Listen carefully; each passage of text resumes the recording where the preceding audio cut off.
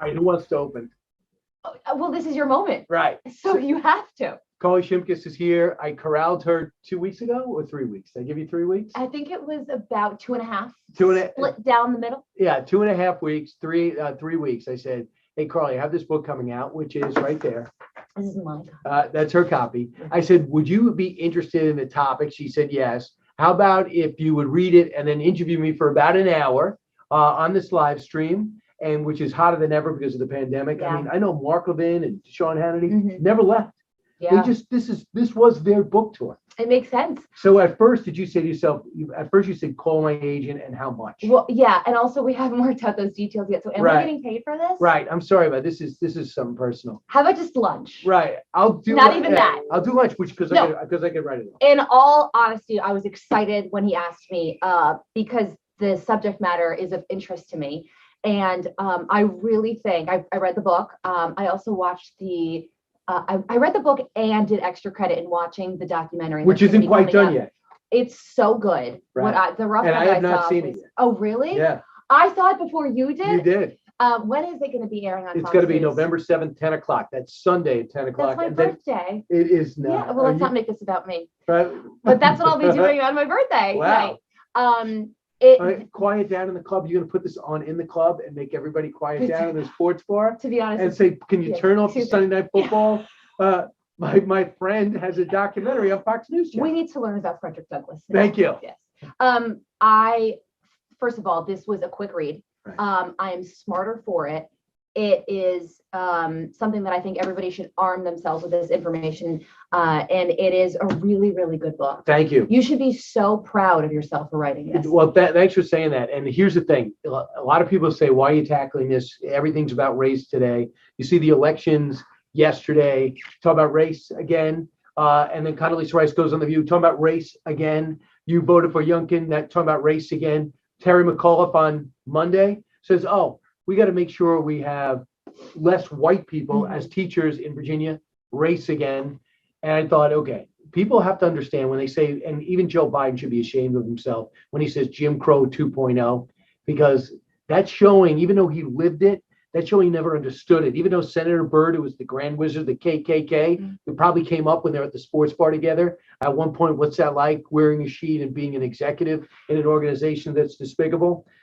If you really want to talk about race, you got to go back in time and find out how this all started. Or oppression. I mean, so many people today say that they're oppressed living in this country the way it is right now. Just read this book and you will soon see that this is the greatest country in the world and people are not oppressed right now. But they were at one time. No question. And our country is great for going through a civil war. And it could have ended differently.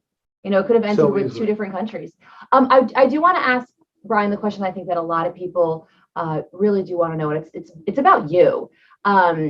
You are a Fox and Friends co-host. You co-host 3 hours of TV, then 3 hours of radio. You do Fox News primetime. You do the 5. You do Outnumbered. And then one day you say to yourself, oh, I have a good idea. I'm going to write another book. Oh, and then I'm going to travel around the country and film a 1-hour special on the book. Where did you find the time to write? 2 years and 2 months. But still. But I'll tell you. And you've got a beautiful wife and 3 kids and right. You know, you're involved in their lives as well. Right. No hobbies. So that's one thing. You're not going to say, well, golfing again. That's not going to happen. Another match and another tennis match, not going to play. I don't play pickup soccer or basketball, but that's one thing.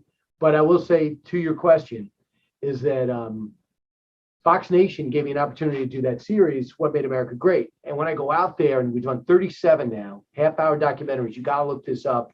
It's the best app ever. And Tucker's got a great series on right now. But as I go out there, I talk to these people and I get these other ideas. So if I'm doing something on Montauk, the history of Long Island, which had slaves on Long Island for a while too, I start talking to these historians and they give me other ideas to do it and they become resources. So everyone's got an area of expertise. These people do a fantastic job, maybe make $20,000 a year just to keep history alive. I'll use them as resources to give me ideas and give me a different perspective. So one builds to the other. The hardest part is when I first started in 97, I was still doing all sports radio. And I would do this radio show on Sunday. And I wasn't doing sports. So it literally is like, you just cover the Braves.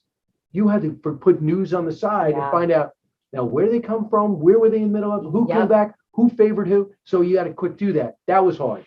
But with this, it's not hard because you're immersed in the topic. Because I'm immersed in this topic. I'm immersed in history for Fox Nation. I'm immersed in news for Outnumbered, for Fox and Friends, for radio. So it's like, what do I like most? And I get to do more of that. So one of the things that I really liked about this book, there are so many, but first of all, I really thought that the early chapters of learning about Abraham Lincoln and Frederick Douglass when they were little, when they were growing up, was so fascinating. It's a part of their lives that not a lot of people know about. And I'm sure a lot of people watching right now think that they know probably more about Abraham Lincoln than Frederick Douglass, but I don't think that many people know about their childhood. And you go into great detail about their childhood. And then the chapters go from Abraham Lincoln to Frederick Douglass, and you sort of forget as you're reading one chapter about Abraham Lincoln that there's going to be another person in the book too, because you get so lost in the story and they're woven together. And then you see that these men are so different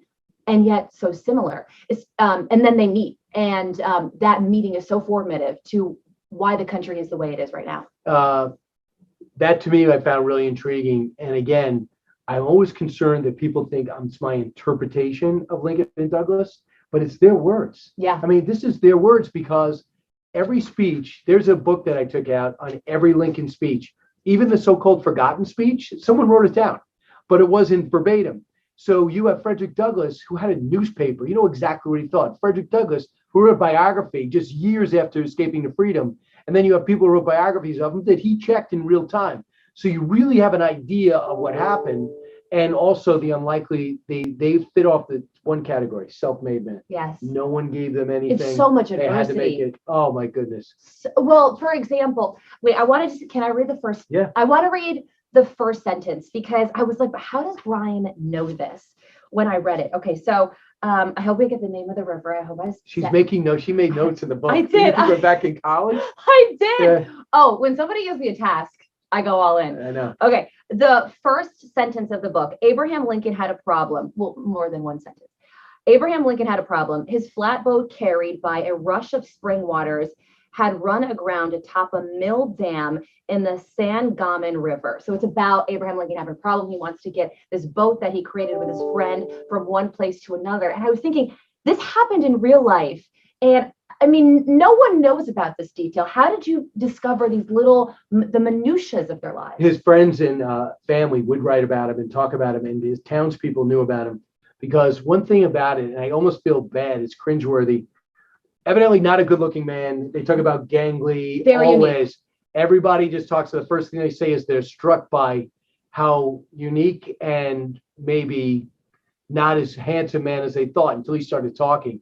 But the other thing I want to get across in the first story was his physical prowess. This guy was strong as an ox. He swung an axe his entire life. He would be wrestling people and fighting people for sport and sometimes for protection. And you had to prove in the Midwest back then to be tougher than tough, or you get literally torn apart. There was a lawlessness to that region. So I wanted to start with a story that actually showed how physically he was. Also, that was a job. His job was to get that barge down the road, that raft down the river in order to deliver the cargo. And he's got to find a way to make sure the cargo doesn't go in. So in desperate times, take desperate measures.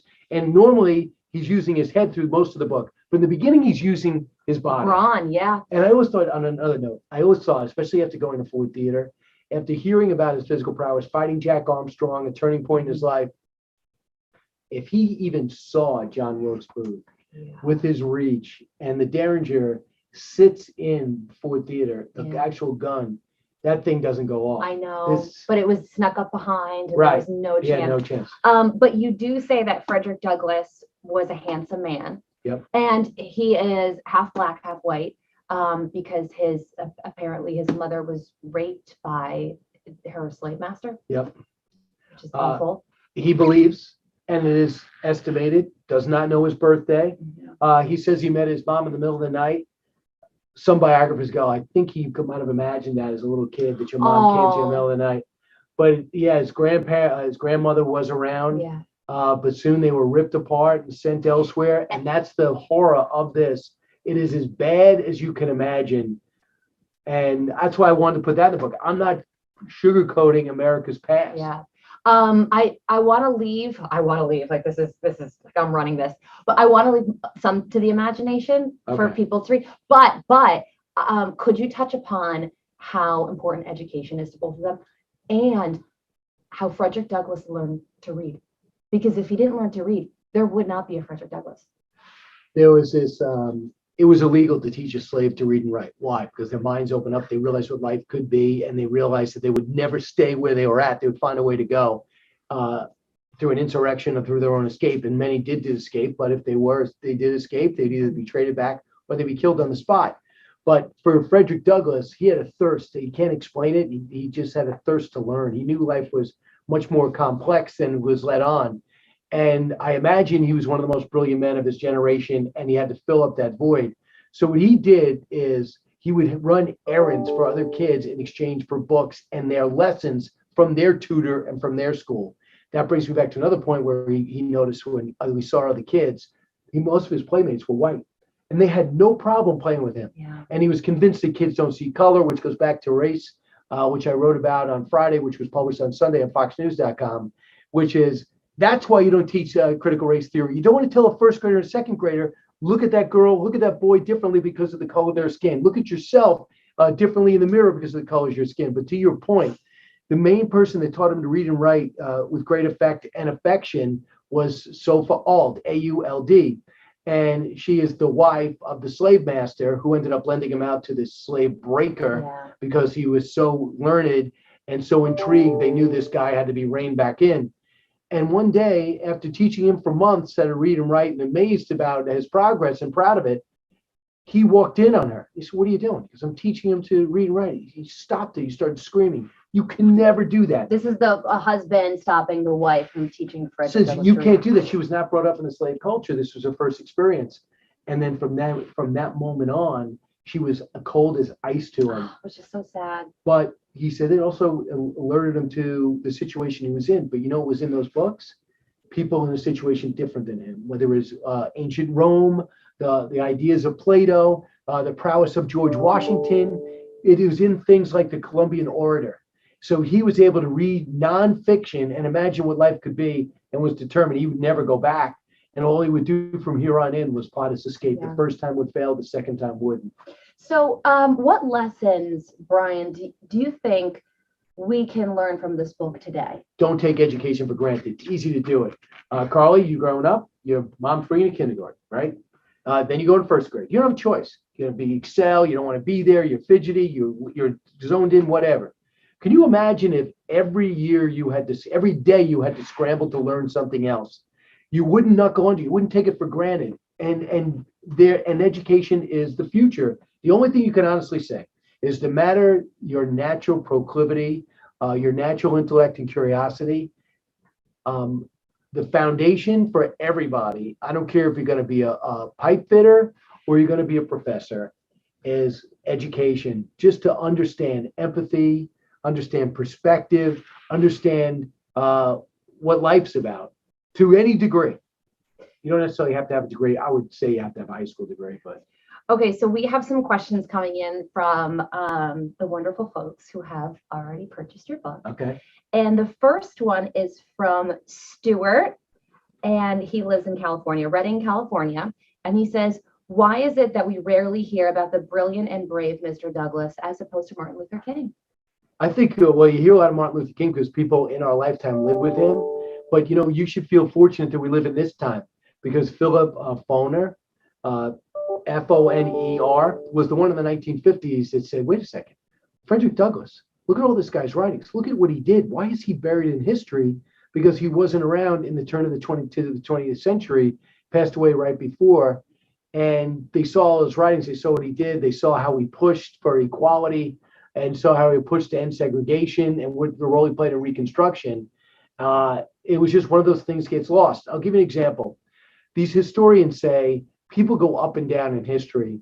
For example, people in their time were not considered great, like Harry Truman at one point had 28% approval rating. It's very hard to see a presidential ranking without him in near great categories. Lincoln was considered great, and he was one for the ages. A lot had to do with where he reigned and how he died. And after a while, when Frederick Douglass at his zenith with Lincoln, afterwards with Grant, and afterwards with others, he'd be frustrated and happy, be read in and read out. He'd play a role. But I guess he gradually faded. And you know what, Carly, you'd be pleased at? He spent a lot of time focusing on women's rights, the women's right to vote, with Susan B. Anthony and others. So That's he awesome. goes, as soon as we get it, we're going to work for you. That's great. How dare you gender me? Personally, offended by Right. that. You have not How listed dare your. you? You know what? I'm sorry. Did you list your pronouns? I asked you to come in with your pronouns Okay. and to read the book. So obviously this is about your book, but it's also about you. And there's a lot of people that are asking personal questions. And I have some of my own that I'm gonna ask. Did you as write well. these? Allison? No, these are actually solid ones that you would have no problem answering. This first one is from Eric from Salt Lake City, Utah. He says, I have been a fan of yours for a while and enjoy all your shows. Who has been one of your favorite guests to have on? My favorite guest to have on. The funniest guy I thought, and I always said this, as soon as he left, I mean, this is going to be, I finally have an answer to this question. Is Craig Ferguson, who ended up getting that late night show. Oh, yeah. I saw the brilliance of his comedy in situational comedy. I thought he'd be great. Not that I have a relationship with him or anything, but he came in a couple of times and blew me away. The other guy that blew me away that used to be a lot funnier now, he's more of a businessman, is Howie Mandel. Mhm. I saw him ad lib. Our He's a show, comedian too. right, Carly, our show used to be wide open. Literally, sometimes you'd come on as a guest, it wouldn't be a full screen or a blue card. And I'm like, so you wrote a book. So, I mean, that's the way our show used to be. Yeah. And it was just, I'm sorry, did you have a plug? They're like, oh, yeah, I have a movie coming out. Do we have a clip? We don't have a clip? Okay. I Okay, mean, never mind. that used to be a Things slice have of life. changed. It's And a little bit more solidly produced now. I would say Arnold Schwarzenegger was so much fun when he was governor, Mhm. but now he doesn't return my calls. I don't know why. I think it's because I don't hate Donald Trump and he does. Mhm. Sylvester Stallone has always been my idol because we have very similar bodies. Oh, natural. Yes. Well, sometimes I get you guys confused. Which is, that's why I don't think I take offense because I like Stallone. Why is Brian doesn't have a shirt on again? Does he know this is The Office? Okay, what is one of your favorite stories that you've covered on Fox and Friends? Favorite stories on Fox and Friends.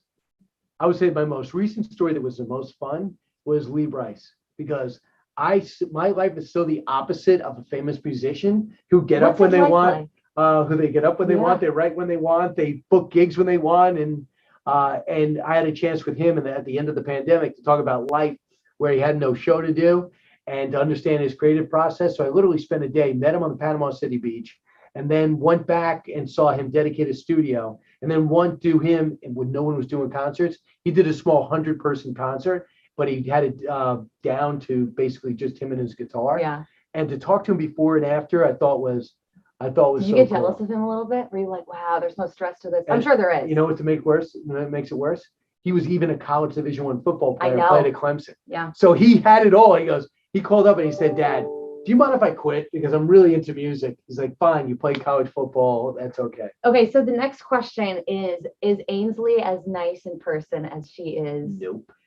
That not. question came from me. Oh, no. Because I'm gonna ask a question about Steve too. Because Ainsley is not even real, right? Like she's just the sweetest person. She really is. Like, there's no flaws in that woman. Right. I think, by the way, you're very similar. And I will say this, I've worked it for how many years do you think, Allison? I mean, biographer of your life. I'm not. I would say, who was before? Elizabeth. Oh, yeah, Elizabeth Hasselbeck was only 2.5. So, 5%. yeah, 5. Well, Five because how her old baby. is she? Yeah. Her daughter's 5. 5. She's never in a bad mood. The only time if she gets mad, she gets quiet.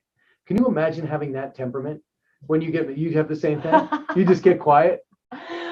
Unless you're my husband. Right. There's certain people you open up with. Okay. And the other question, I was really wondering this. Do you remember the first time you met Steve? Like, what was that like? You didn't know Steve, and then you met him where in the green room? Here, no, actually on the show, what happens is. And what was that interaction like? Okay, go ahead. Well, that's a good question. I'm just trying to think. So here's the deal. I get a call. They looked at my tape. They were VHS tapes. And I get this call. Got a page. So I find a payphone in New York City, and I call it back. It was a 212 number, and it must have been a meeting. So this one guy I was on Channel 1 with, named Tom Bird, saw my tape. Someone goes, do you know this guy? Tom Bird's like, yeah, I work with this guy. And they liked my tape. You know how many people hate your tape? This is just one group of people that just like this guy, Chet Collier, who mentored Roger Ailes. So they Wow. said, Brian, are you around? I go, yeah. Are you in the city? I go, yeah. He goes, why don't you come by? I go, where? So I find this, I go in and they tour me around. They say, are you interested? Because we're looking for somebody to fill in on sports. I go, great. I go, when? He goes, we probably need you tomorrow. I go, but I'm on another channel that no one was seeing. It was called News Sport. And they said, would you come on tomorrow? And I said, Had you heard of Fox News at this time? oh yeah. I mean, Okay. I would read broadcasting cable. That's how I got. This is one thing that I don't know if it applies now. Is I used to read all the trade magazines to find out who was launched, who got fired, and then try to greet them with a resume and a tape and say, congratulations on wow. Orange County News. I think it's going to be exciting. I'd love to join your sports department. And that would be the first thing they got. Mhm. So when I've heard Fox News, MSNBC to join CNN was getting a .01, I remember the whole thing. No one's watching CNN. Why do we need two more news channels? My tape went in right away. So he ends up calling. I end up going in, and no one was watching my channel. Not enough. And then Fox News was on in New York. So I was actually on. I go on the show and Steve was there. And what it was is a stale show. I mean, the two anchors would just sit there and do like their checkbooks, not talk to each other during. They'd just be reading newspapers I'm doing. And then the show would start. They just read the prompter, read the prompter, read the prompter, read the prompter. And this then was Steve would before have all, Fox and Friends. yeah, And then Steve would have what? Steve would have all the lights in it. Okay. And he'd kid around and they go, okay. They're like, okay, Steve, like they didn't get him. So when I came on, the other guy was Gordy Hershiser, who, my opinion, they didn't seem to get along well. Uh-huh. So Wow. when I came in just as a normal person, Mhm. I had no problems with, him writing his checks and the other person calling, make personal calls. And Steve was fun. And then, so I was almost like a lifesaver. And then they allowed you to have personality here. So that's, Yeah. and then we'd go in the green room for 20 minutes and then wait to do a news like Janice. Yeah. Wait to do news and sports like you. Yeah, like you me. do news. For the first, well, Yeah, I mean, I've been 15 doing it minutes. before, but now it's official. Yeah, no, it's official. Okay, so let's talk. Jeremy wants to know what's next.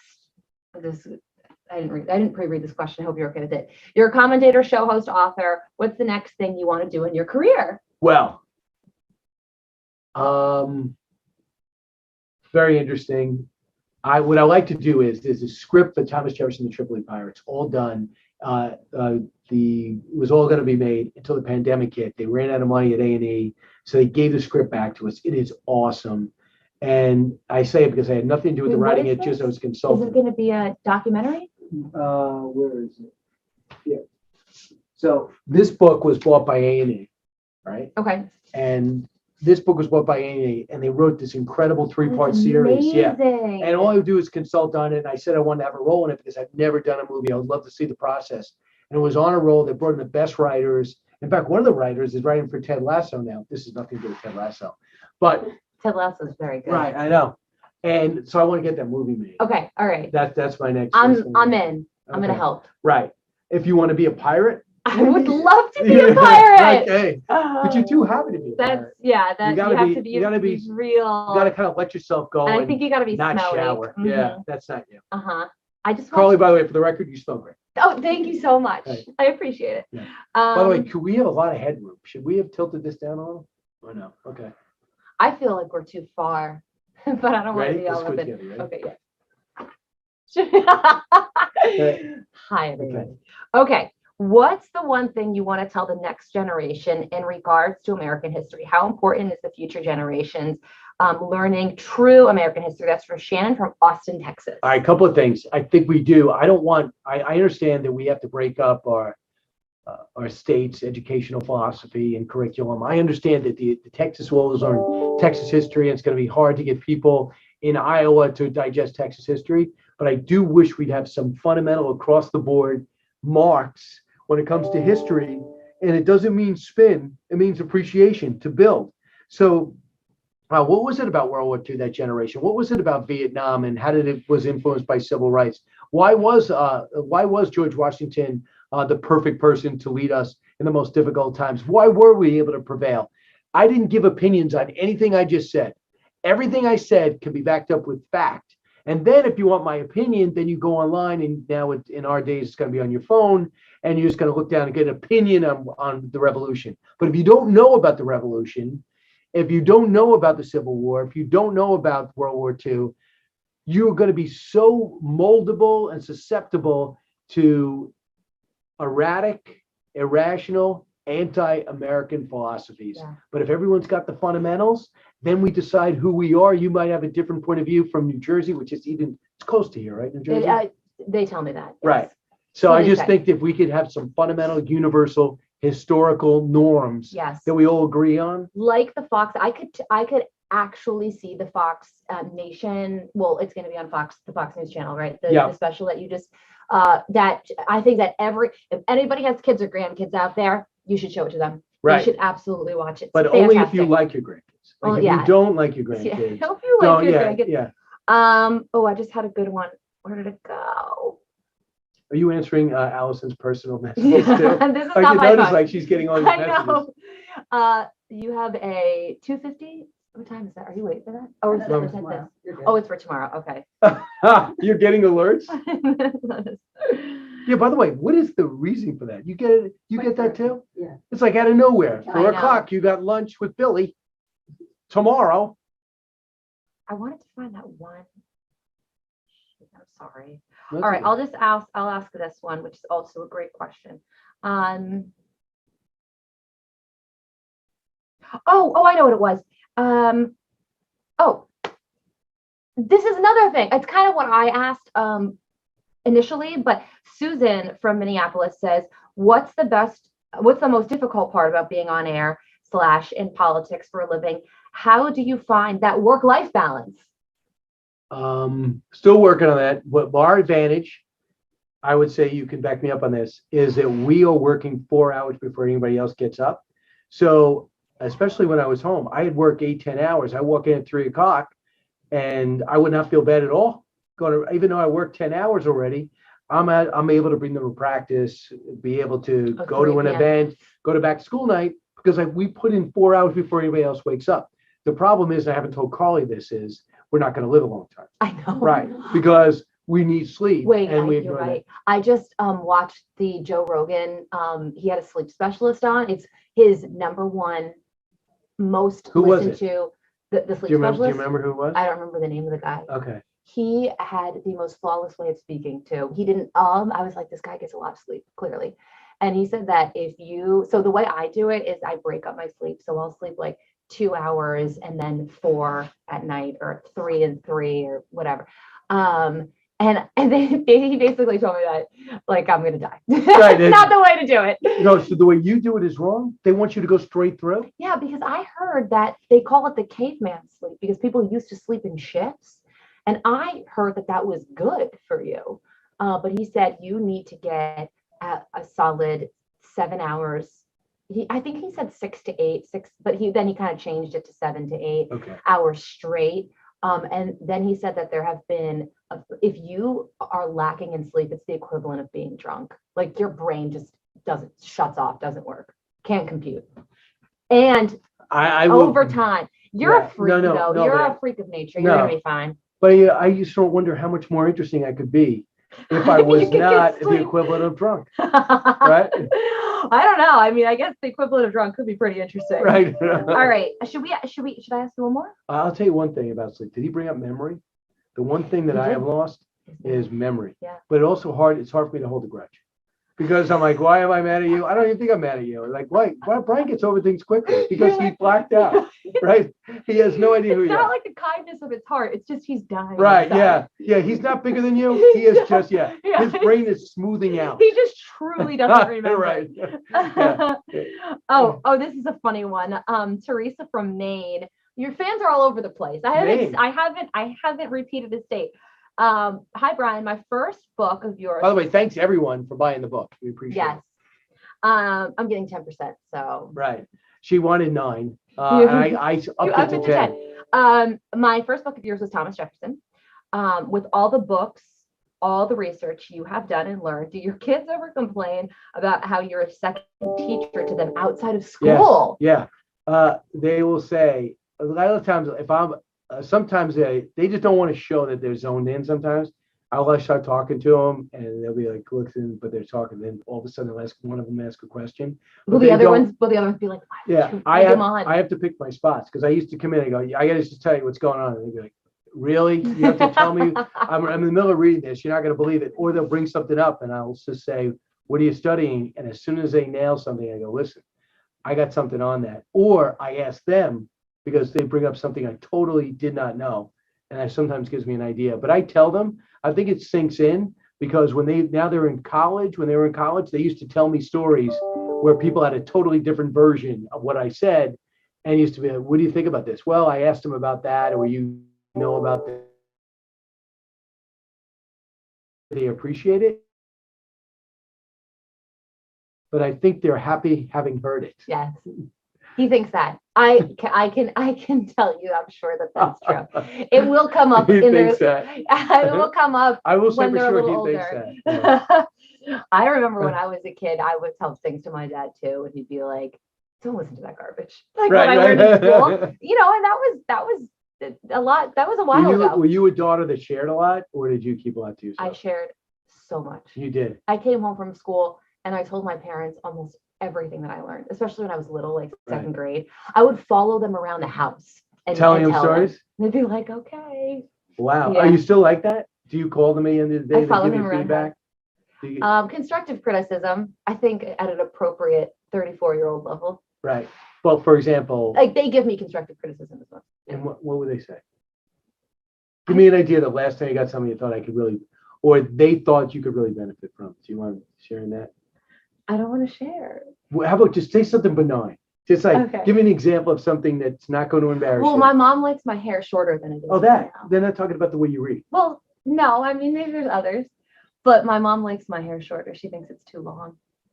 But once you say that once, is she the type of mom that So will keep saying it? she'll say something like, she'll make it into a compliment. She'll be like, your hair, not a lot of people can pull off short hair. That's interesting. Or how about this? Just somebody to say, so you're gonna leave it long? It's like, dude, why do I bother? Why do I bother talking to you? What do you No, know? she would never. She would never. No. Is she But enough surprised? about me. Is she surprised you're on the air, or did she expect it? Is she surprised that I'm on the air? Because you got hired off the air. Is that like? I did. Yeah. Gosh, people are probably so bored hearing about me. I don't want to. No, I don't think so. Me. Well, I've told this story on Fox News before, and I'm going to say it again, so I hope people don't get sick of hearing it. But the reason I wanted to work in news is because I would come down for breakfast in the morning before school, and my parents would have Fox and Friends on. Get out of here. Did you not know that? I did not know that. Yeah. So I'd watch Fox and Friends when I was getting ready to go to school. And every then you day. said, I want to do that? Yeah. Wow. And my mom said that I had an interest in news before I knew it, like before I even knew it, like the way that she saw my interest and like things that I would bring up later. She was like, I'm not surprised that you're interested in this. Yeah. And you want to dig deep. I was like, really? I didn't even know that I was showing an interest in it back then. But see, I think you care, but you know what's so interesting is like you care about the issues more than your look or what show. You're into the issues. Yeah, You're into it. For sure. You gotta be. Well, not many people are. They're like, oh, how do I look? Well, how will this story rate? You want to get to the bottom of the story. Yeah. If I don't get it, I feel like I need to get it. All right. Like baseball, like the Braves. Oh my gosh, perfect. Thank you, Courtney from Atlanta, Georgia. What's one piece of advice you would give to someone who is just beginning their career in media? Read, get all angles of the story, and get depth. The main thing is depth. So when things happen, like Black Lives Matter, when things show up like a rout in this election for Republicans, you'll say, this reminds me of, because you've studied it, and you get a perspective on it. For example, if you do impeachment, go look at Nixon, but don't be afraid to look at Johnson, right? So if you study all this stuff, and if you go deep in this stuff, it sits there. Even when you sleep as little as we do and we give up our short-term memory, and all of a sudden something will come up and I'll say, I'm not sure that that's the way it happened. This reminds me of, and when you can go deep in something, then you can get off the teleprompter and be more of an informational person or ask the right question. Remember, you don't know everything. Yes. Can you keep filling? Can you fill? A little bit. Okay. So let me see. I'm trying to think. Everyone who's watching me now, anyone from West Virginia, Charleston, West Virginia, Sunday at 4:00. We have some tickets left. But I'll have a chance to talk about all these, this book, this book, this book. Talk about all of them. Go through American history, have some fun, take your questions, interact live on television. It's based on the series America Great from the Start, live on stage. So we're doing this in West Virginia, going to do it in Orlando, in Clearwater, and Ponte Vedra, all on stage, and have a chance to have a real patriotic night and a fun time. And there's always opportunities to interact with an audience where there's not a big rush to get out. And this is a great question to close on, and I believe it's the last one. Your books have a theme of brave men and their response to wartime situations. What other men in this genre have you considered writing about, or what other areas of history do you like and have considered writing about? So maybe future books. Yeah, I would say, though, I read the bio when I was trying to find another topic. I read Booker T. Washington's autobiography. Unbelievable. Also inspirational. It's about 120 pages. It's called Up From Slavery. That's somebody. You talk about overcoming obstacles, seeing racism and walking through it and overcoming it, and convincing other people that there's no difference in color, even though people go back generations where there was certain there's an inequality.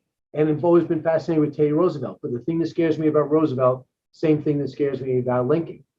Everyone writes about it. And I just think to myself, wow, what could I bring different? The advantage with Teddy Roosevelt is his house was right by my house because he wanted to live next to me. Not many people know that. Yeah, totally. Right? That makes sense. That never pops up. Chronologically, that's totally Right. it. Yeah, he's older. Yeah. Little. Yeah, he is.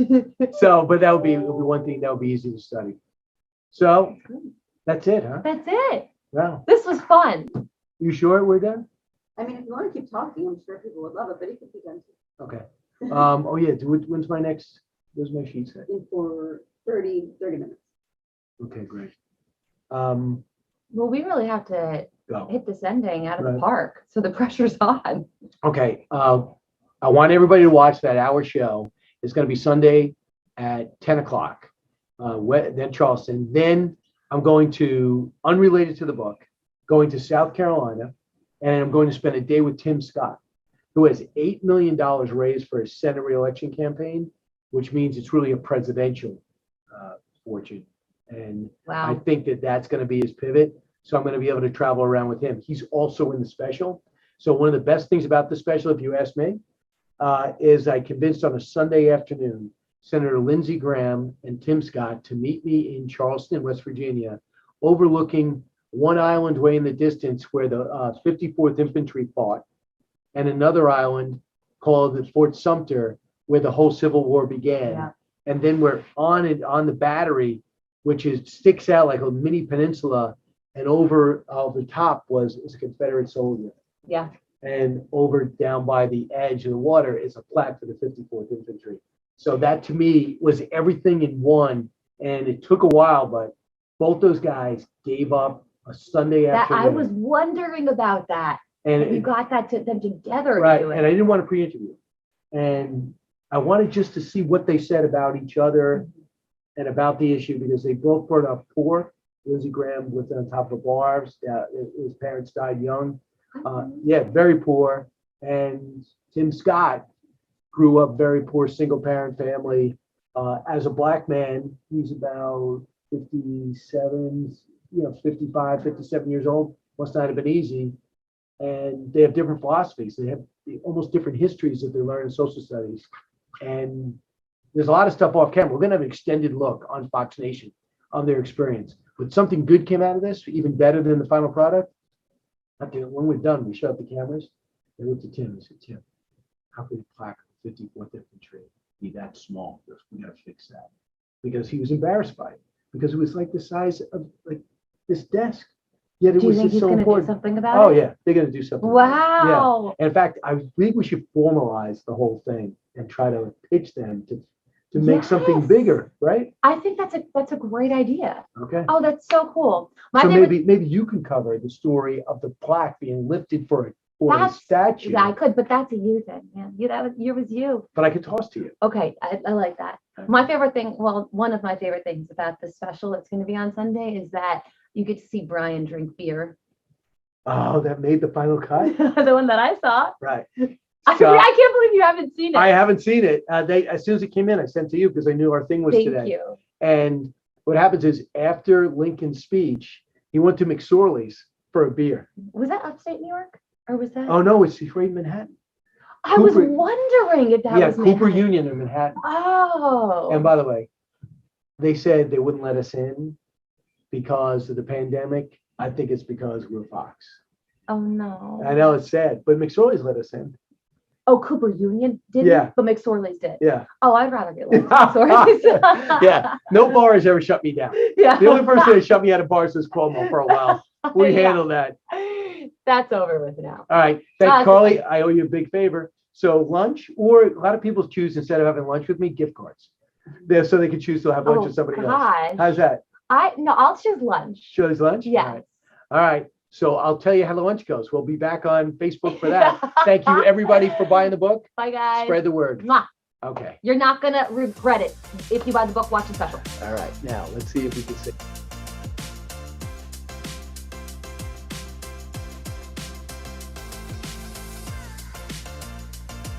Hey, this is John Acuff, New York Times best-selling author of 7 books and someone who's done a live signing. If you like the one you just watched, make sure you check out our YouTube channel. It's full of amazing authors having great conversations and signing books for viewers just like you. So make sure you subscribe, and thanks for watching today.